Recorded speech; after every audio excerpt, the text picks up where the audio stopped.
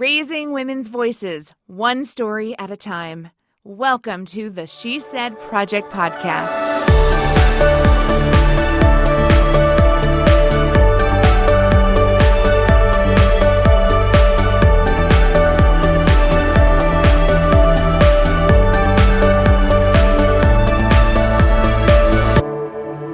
Welcome back to all of our She Said sisters to another episode of the She Said Project podcast. I am your host, Jenette Jerzik, National Director of the She Said Project. In the studio with me, Miss Kerry Rosso. Hi. Hey. Kerry, always a pleasure. You are one of the founders of the She Said Project. Your whole mission, your whole purpose of making this world a better place for the women in your life, including your daughters. Absolutely. Women exchanging stories. And how has this journey been for you?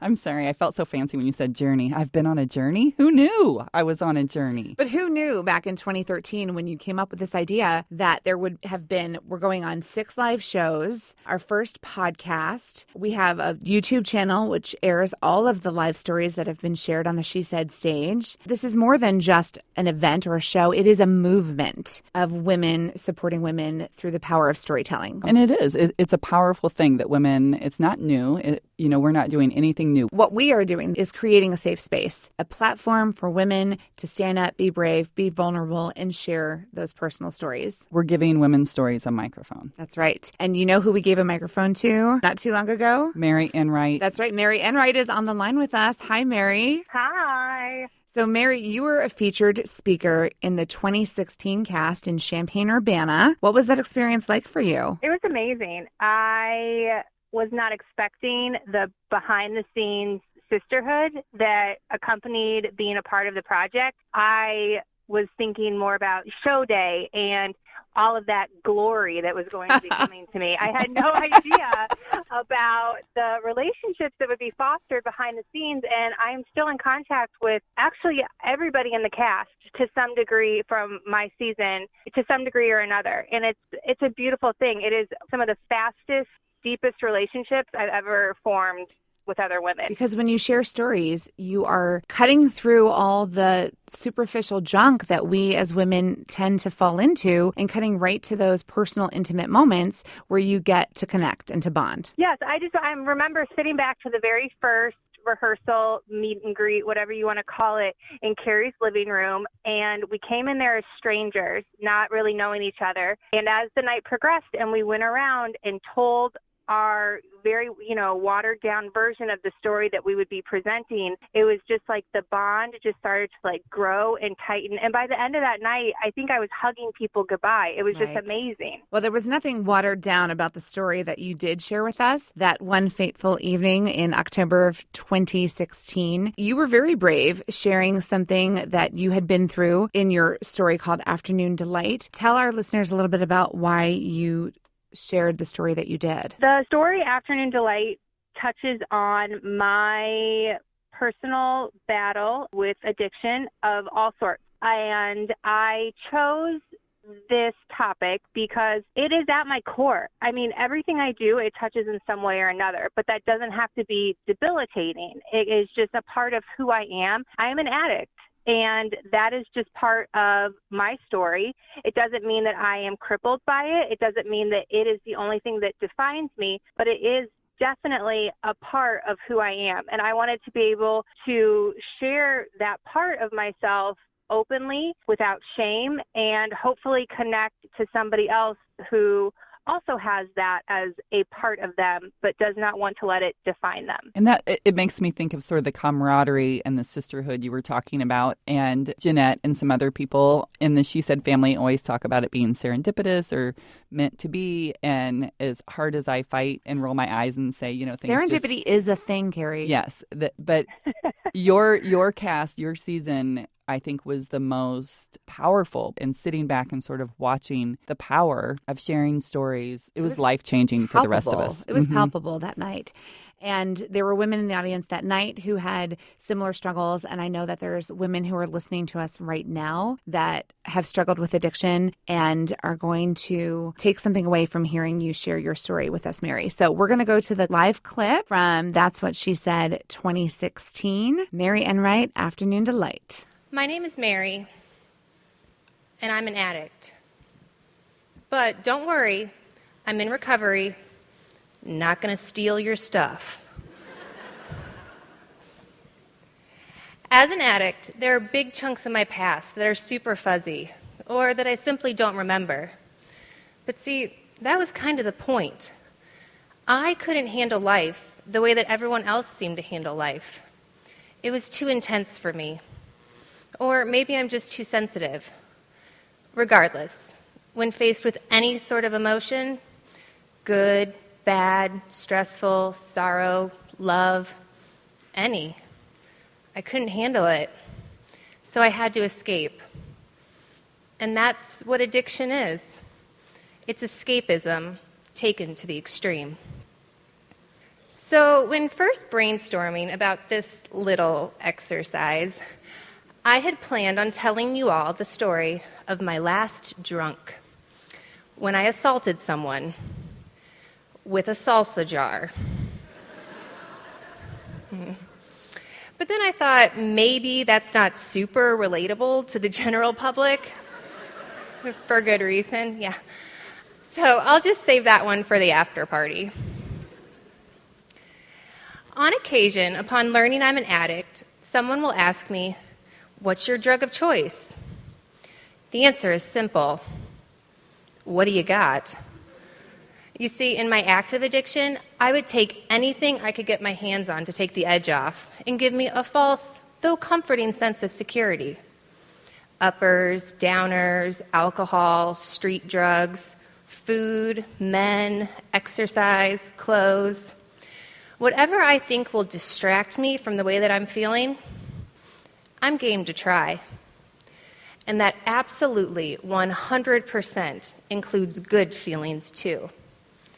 I can't handle good, just like I can't handle bad.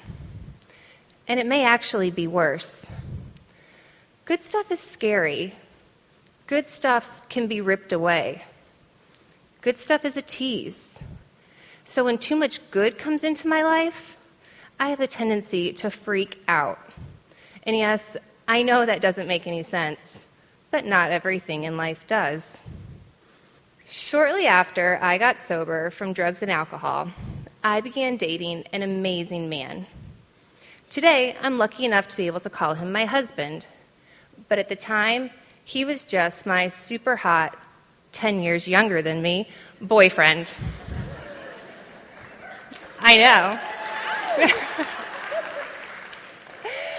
Well, early sobriety is a lot like trying to get over any other sickness. It's not an immediate stop using and suddenly you're cured type of thing.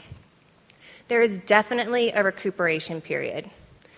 Kind of like if you've had the stomach flu for the past 15 years, it's probably going to take at least a long weekend before you feel like eating chili cheese dogs and going on the tilt-a-whirl again. That's what early sobriety's like. It's a healing time. And, at least for me, it took a while before I could get my strength back up to a point where I could manage my emotions in any sort of reasonable way. Now, obviously, when dealing with major addiction, the goal is to cut out the most harmful and volatile components first, and then you can work your way through the less dangerous ones. So drugs, alcohol, and self-harm were the first to go, leaving me with a nice little menagerie of lesser, though still totally necessary evils. Disordered eating actually popped up big time for me during this period. That's a pretty broad description, I know, but it's a pretty broad problem. I'll just say I was desperately trying to control my intake, was unable to do so, and would feel extreme guilt and shame when I failed. So basically the exact same cycle as any addiction.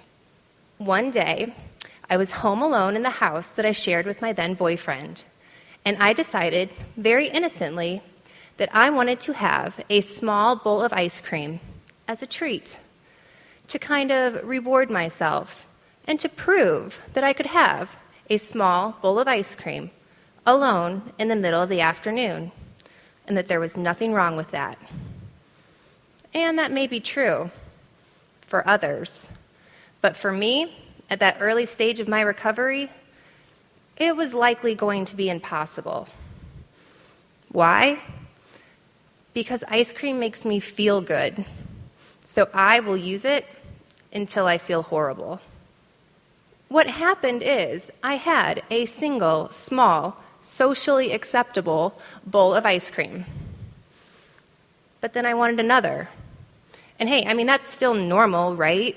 I mean, doesn't anyone that has a little bit of ice cream actually kind of wish they had more than just a little? So I had another, and another. And then I just stopped messing around with the bowl altogether and went straight to town.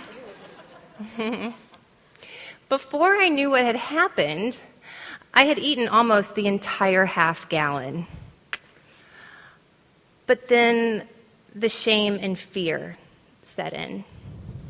And I knew my super cute boyfriend was going to come home and see that I had eaten all of the ice cream and would probably break up with me because I was gross and didn't know how to share. So I did what anyone would do in that situation. First, I consciously said, "Screw it, the damage is done," and polished off the rest of the carton.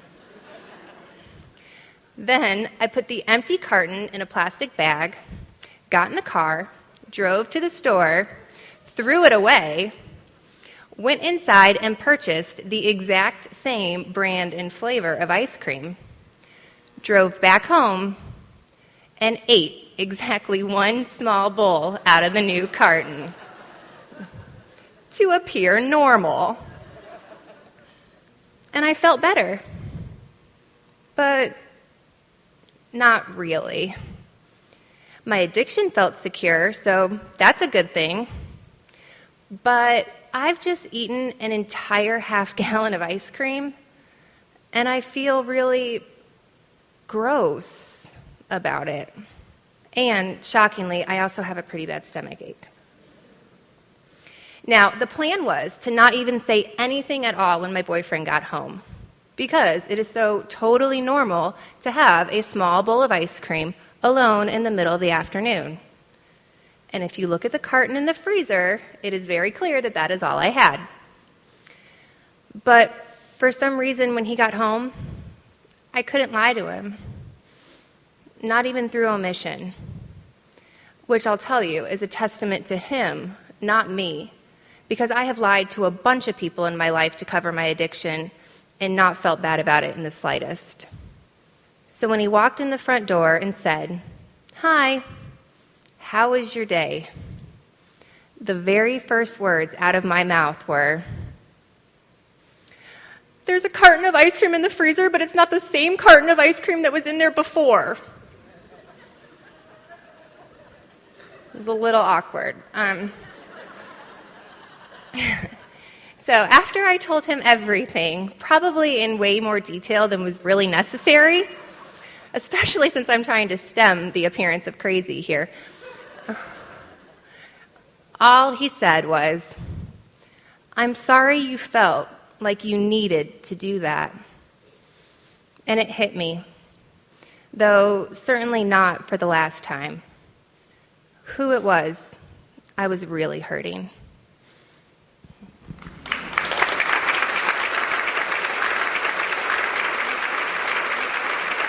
So, Mary, that was a funny story, but also a very touching story about losing control in the process of recovery. It's been some time since you've shared that. Where are you at now in your journey? Well, I'm still sober. I'm still in recovery. So that's every day. That's the number one goal. Hey, we celebrate you. That's thank you. That's not to be taken for granted. Yes and no. I appreciate that very much. It's important for me, though, also to stay humble, because I will start giving myself a parade for something that I should probably just be doing anyway, Like getting your children to pick up their toys is a big celebration in the Enright house. Everyday victories. I think it's important to keep an element of comedy when we are dealing, for me, when I'm dealing with such heavy and personal subject matter. One, because for me, humor has always been a defense mechanism, like a coping mechanism. And also, once you start to take a step back from a lot of our behaviors and addiction, It is humorous. It doesn't make sense. It's baffling. And I think that's such an interesting dichotomy. Like when we're in it, it all makes sense. This is the next logical step. Like when I was telling that story, I felt like I had to go to the grocery store. It was the next logical step. But like stepping back and being able to put it on paper and share that with other people, it's ridiculous. You know, probably could have gotten away with just telling the truth. Well, but that's the beauty of how you tell stories, Mary. You have that ability to talk about hard things while everyone is laughing. And, you know, we always say we want to talk about all the things. We want to talk about the hard things. And sometimes it softens that blow if we're laughing, and then you can say the hard thing. Yes, very much. I agree with that. I can't say I do it intentionally, again, because I think that it's just something where it has been ingrained in me. I think it's easier for me to go for the laugh sometimes than it is to maybe fully put myself out there. But that's what I really appreciated about the behind-the-scenes coaching that Kerry, you and Jenette did to kind of draw that out of me. I don't know if you recall my very first draft. I do. I thought was hilarious, but was probably not very relatable to the general public as far as like what my very last drunk was like. So I appreciated having you guys be able to, you know, to help me find that happy medium. Well, because the beauty of your story was so many people afterward, what you showed was addiction is not just alcohol or drugs. It can be disordered eating. It can be so many different things. Relationships. That you might not be able to, no one might label the whole ice cream situation, might not connect that to addiction. But then hearing your story and laughing about it, you know, it sort of held up a mirror to people who had addictions that didn't fit the stereotype of what that looked like. I hope so, yeah. Well, and the great thing, I was thinking about the old joke when you were talking about humor, and I think so many, you know, the joke of, you know, your therapist accuses you of using humor to deflect, and the response is, so you're saying I'm funny. And it's like, exactly. That, like, I love that. Like, yeah, so the takeaway here is that I'm funny, right? That's always the number one goal. I mean, forget, you know, I mean, it's not, but, you know, it feels like it is in the moment. But Right. But you did tackle a really hard topic and made it palpable for other people to hear and to relate to. And so when you were done speaking, I mean, what was that night like for you? What was that energy of being in the room with hundreds of women sharing that moment with you? It was amazing. For as much as I love the spotlight, I also kind of have that part of my personality where I don't want anybody to talk about how much they love me. I just want for them to like love me from a distance. So having people come up to me afterwards and say very kind, awesome things, that was a little weird. And it was also a little weird because from where I was sitting, I was so impressed with the strength and the beauty and the humor and the talent of the other women that performed that night. And I was very grateful I got to go first because I got to just kind of do my thing and sit back and enjoy the rest of the show. It was an extremely empowering moment to be able to get up and say out loud something that at one point in time would have caused me so much shame. And something that we say in the recovery community is we're only as sick as our secrets. And that night took away a giant secret. You know, I've made jokes about it on social media. My husband is well aware of the fact of my disordered eating history, but to be able to get up and say it in that venue and knowing full well that this is being recorded for eternity and will be able to be accessed on YouTube. And now on the She Said Project podcast. Yes. You know, even now. But, like, it's really interesting, too, because in different aspects of my recovery, as I progress, I'm able to talk about more and more things that at one point in time caused me some degree of shame.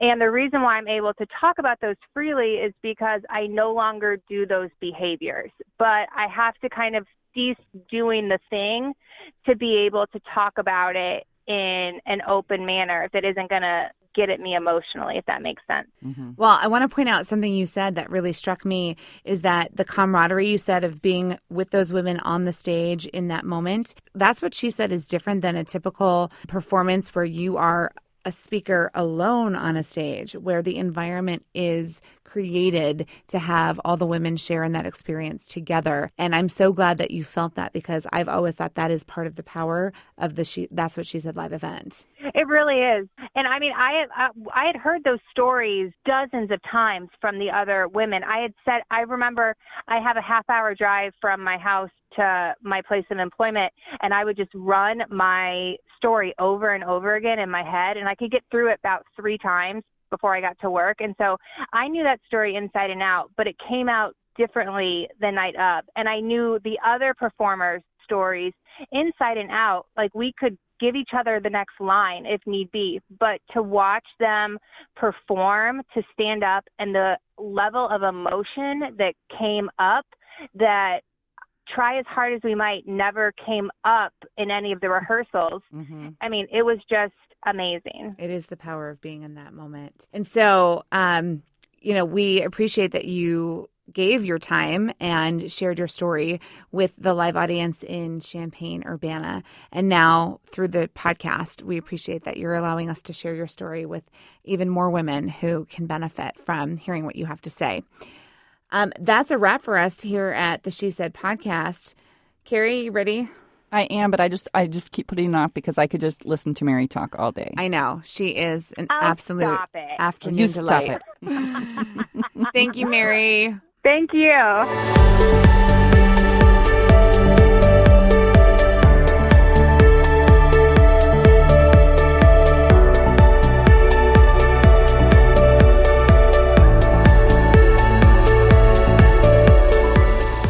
Thank you for listening to the She Said Project podcast in partnership with Illinois Public Media.